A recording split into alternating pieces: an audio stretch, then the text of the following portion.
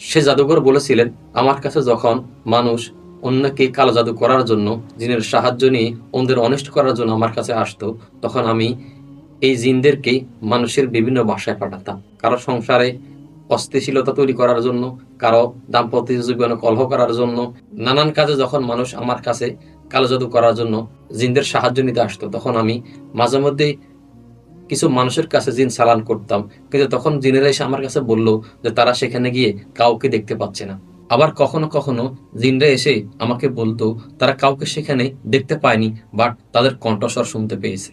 তখন আমি জিনদের মধ্যে সবচেয়ে বেশি শক্তিশালী যাদেরকে বলা হয় আফ্রিদ, তাদেরকেও সেখানে পাঠাতাম। তারাও ঠিক একই কথা এসে আমাকে উত্তর দিত, সেখানে তারা কাউকে দেখতে পায়নি, তবে কখনো কখনো তারা সেখানে মানুষের কণ্ঠস্বর শুনতে পাচ্ছে, বাট মানুষের অস্তিত্ব তারা দেখতে পাচ্ছে না। এরপর আমি জিনদেরকে আবারও ছাড়ানকৃত জায়গায় নাম ঠিকানা সহকারে পাঠাতাম।